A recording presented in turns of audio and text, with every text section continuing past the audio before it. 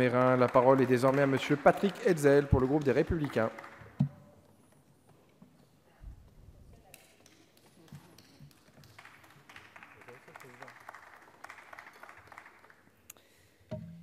Monsieur le Président, Madame la Ministre, mes chers collègues, Madame la rapporteure spéciale, vous nous proposez une résolution pour le renforcement des outils et des moyens de pilotage de la recherche publique. Cette résolution part d'un diagnostic et débouche sur des recommandations à destination du gouvernement.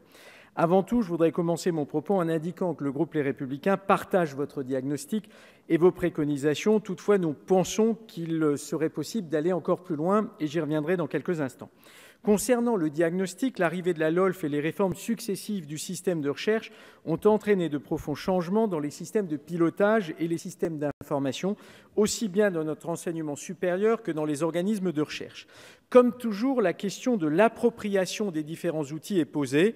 Quels sont les outils implémentés pour le pilotage? Qui les conçoit et les implémente? Pour quels usages et quels acteurs?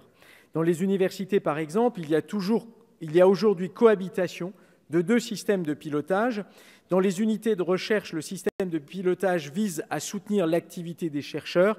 Par ailleurs, au niveau central des universités, le système de pilotage semble, il faut bien le dire, tourner en boucle sur lui-même, sollicitant un grand nombre d'informations des laboratoires pour son reporting, sans leur apporter en retour un réel soutien, comme l'ont par exemple très bien expliqué Karine Gauche et Ariel Egrix de l'Université de Grenoble dans un papier de recherche très intéressant à ce sujet datant de 2012.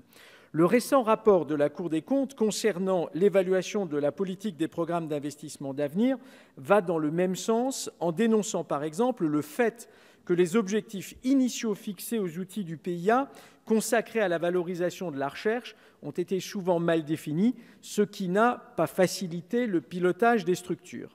De même, en page 32, la Cour des comptes indique dans son rapport, et je cite, « Les objectifs mal calibrés des nouvelles structures de valorisation, couplés à l'existence de financements publics importants non soumis à une régulation budgétaire annuelle en raison de la gestion extra-budgétaire du programme des investissements d'avenir, critiqués par la Cour des comptes dans son rapport public de 2015 sur le programme d'investissement d'avenir, a pu conduire les pouvoirs publics à faire perdurer certaines de ces structures, alors même que les difficultés qu'elles rencontraient pouvaient faire douter de leur viabilité. Ainsi, vous avez raison de dénoncer l'absence de lisibilité réelle des dépenses par grands domaines de recherche, ainsi que sur les difficultés de coordination des différents acteurs impliqués. Pour remédier à cela, votre résolution propose tout d'abord que soient développés des outils pluriannuels de pilotage budgétaire de la recherche, nous y sommes favorables, que puissent aboutir rapidement les projets de systèmes d'information interopérables entre acteurs de la recherche, nous y sommes favorables, que le secteur de la recherche spatiale clarifie les moyens dont il dispose, là encore nous y sommes favorables, et que le gouvernement se préoccupe davantage de la cohérence d'ensemble de la politique de recherche, et là aussi nous sommes favorables à ce que les choses évoluent dans le bon sens. Tout ceci est donc pertinent et mérite évidemment d'être soutenu, c'est assez clair. Toutefois, nous pensons qu'il faut aller encore plus loin. Et, disons-le, nous déplorons que la résolution ne s'attaque pas à un autre sujet qui, d'après la Cour des comptes, est au moins aussi important et contribue également au problème de la cohérence et de la lisibilité de la politique de recherche. Il s'agit de la gouvernance du système de recherche. En effet, améliorer les moyens du pilotage, c'est aussi se préoccuper du problème de la complexité de la gouvernance de notre système français de recherche qui mériterait, là aussi, d'être simplifié.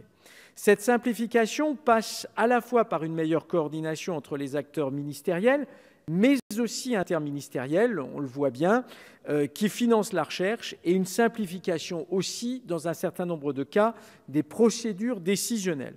Bien entendu, cette simplification devrait aussi déboucher sur une meilleure gouvernance des moyens budgétaires, mais aussi des moyens extra-budgétaires qui, aujourd'hui, ne sont absolument pas consolidés.